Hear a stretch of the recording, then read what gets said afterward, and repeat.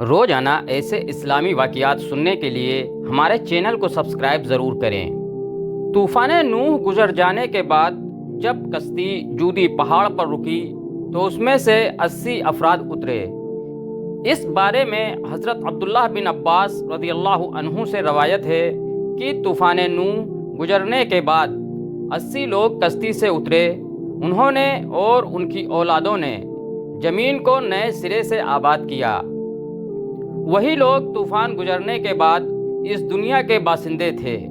حضرت امام ابن عساکر رحمۃ اللہ علیہ اپنی کتاب تاریخ دمشق ابن عساکر میں لکھتے ہیں کہ حضرت آدم علیہ السلام کے دنیا میں تشریف لانے سے لے کر اب تک 9288 سال گزر چکے ہیں، اور حضرت نوح علیہ السلام اور حضرت موسیٰ علیہ السلام کا درمیانی وقفہ 1907 سال ہے۔ حضرت آدم اور حضرت نوح علیہ السلام کے درمیان 1142 سال کا فرق ہے، یعنی حضرت آدم کی وفات کے تقریباً 1420 سال بعد طوفان کا عذاب دنیا پر واقع ہوا۔ جب یہ 80 لوگ کشتی سے اترے تو یہ شروع میں بابل کے ارد گرد آباد ہوئے، اور وہاں انہوں نے ایک بازار بھی قائم کیا جس کو سوق سمانین یعنی 80 افراد کا بازار کہا جانے لگا۔ شروع میں یہ مختلف زبانیں بولتے تھے، پھر اللہ پاک نے ان پر کرم کیا اور ان کو ایک نئی زبان عربی سے متعارف کروا دیا۔ حضرت نوح علیہ السلام کی اولاد کے بارے میں 2 روایت پائی جاتی ہیں۔ پہلی روایت یہ ہے کہ طوفان سے پہلے حضرت نوح کی کوئی اولاد ہی نہ تھی، جبکہ دوسری روایت جو کہ کافی مستند ہے کہ طوفان نوح سے پہلے حضرت نوح علیہ السلام کی اولاد موجود تھی، جبکہ ان کے بیٹے شام کی عمر 98 برس تھی۔ دوستوں، یہ یاد رہے کہ طوفان نوح میں تمام انسانیت کو اللہ پاک نے ہلاک کر دیا تھا، سوائے ان 80 لوگوں کے جو کہ حضرت نوح علیہ السلام پر ایمان لائے اور کشتی میں سوار ہوئے۔ آج یہ ساری دنیا نسل نوح مانی جاتی ہے۔ اللہ پاک قرآن پاک میں فرماتا ہے، اور ہم نے اس کی اولاد کو باقی رکھا۔ حضرت ابن عباس رضی اللہ عنہ سے روایت ہے کہ حضرت نوح علیہ السلام کے 4 بیٹے پیدا ہوئے تھے، جن کے نام شام، حام، یافیس اور کنعان ہے۔ حضرت شام کی اولاد سفید اور گندمی رنگ کی پیدا ہوئی، حضرت حام کی اولاد کالی پیدا ہوئی۔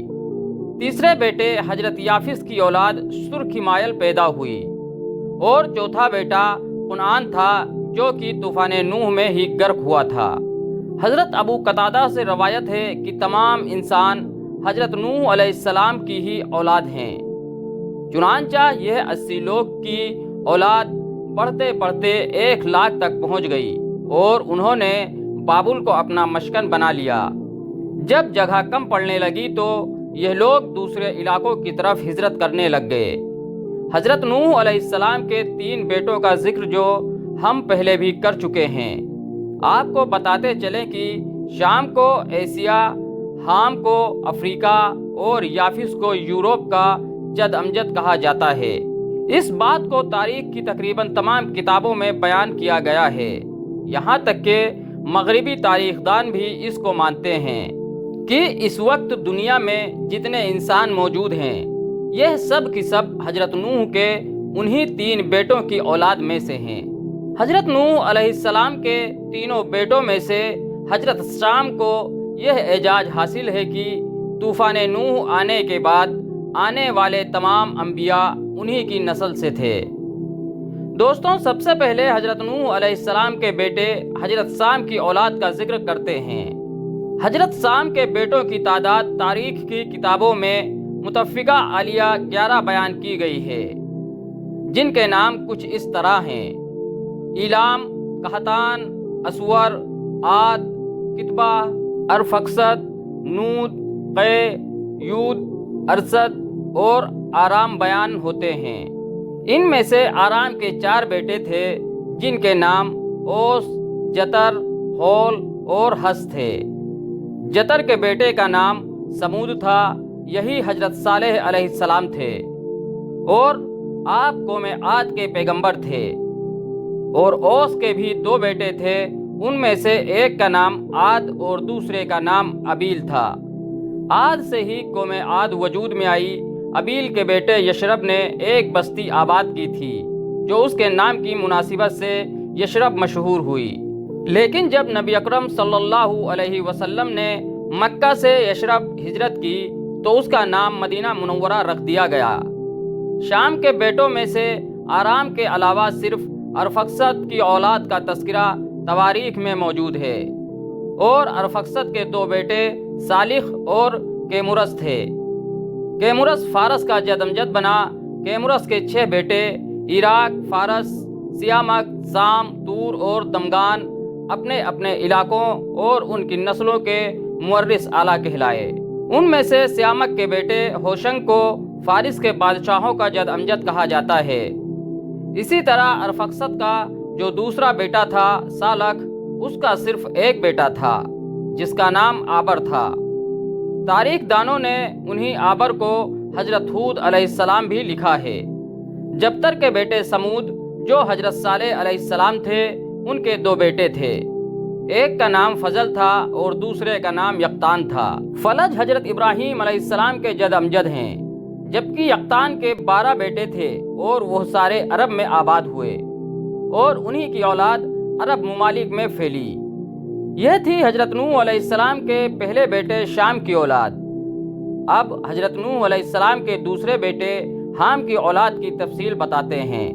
دوستوں، حضرت حام کے 10 بیٹے تھے، ان کے نام یہ ہیں: اکوس، حبس، نام، بویا، فوت، افرنج، سندھ، کنعان، ہرمج، مصر اور ہند تھے۔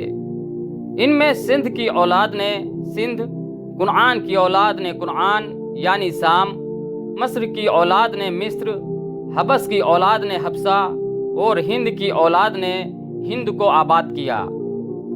اسی طرح سے مصر کو مصریوں کا جد امجد کہا جاتا ہے۔ اس کے بیٹوں کے نام بودمی، اناسی، لیامی، نفوسی، فتروسی، کسلوجیا اور کستوری بیان کیے گئے ہیں۔ حام کا ایک بیٹا ہند، جس کو ہندوستان کا جد امجد کہا جاتا ہے، اس کے 4 بیٹے تھے، جن کے نام یورپ، دکن، نہروال اور بنگ تھے۔ بنگ بنگالیوں کا اور یورپ مشرقی ہندوستان کی دوسری قوموں کا جد امجد تھا، لیکن دکن اور اس کے 3 بیٹے دکن کی مختلف قوموں کے مورث اعلیٰ کہلائے۔ اب بات کرتے ہیں حضرت نوح علیہ السلام کے تیسرے بیٹے یافس کی۔ حضرت یافس کے 10 بیٹے تھے، جن کے نام اردیس، ترک، ہمبر، چین، مادی، ماجوج، یادان، توبل، مشق اور تیراس ہیں۔ چینی عوام حضرت یافس کے بیٹے چین کی اولاد ہیں۔ ترک کی اولاد نے ترکستان کی ریاستیں آباد کیں۔ مسلک اور توبل نے روس کو آباد کیا۔ ابھی بھی روس میں یہ 2 شہر موجود ہیں۔ دوستوں، اللہ پاک نے کیسے حضرت آدم علیہ السلام سے انسانوں کی ابتدا کی اور پھر طوفان نوح میں ایک دفعہ انسانوں کو ختم کیا، اور کس طرح پھر سے دوبارہ طوفان کے بعد کروڑوں انسانوں کو پیدا کر دیا۔ بے شک زمین و آسمان بلکہ اس پوری کائنات کا اللہ ہی خالق و مالک ہے۔ دوستو، ہمیں سوچنا چاہیے کہ ہم سب ایک ہیں، لیکن ذرا ذرا سی باتوں میں ہم ایک دوسرے کے دشمن بن جاتے ہیں۔ اللہ ہمیں ایک اور نیک بننے کی توفیق دے۔ واللہ عالم، جزاکم اللہ خیرا۔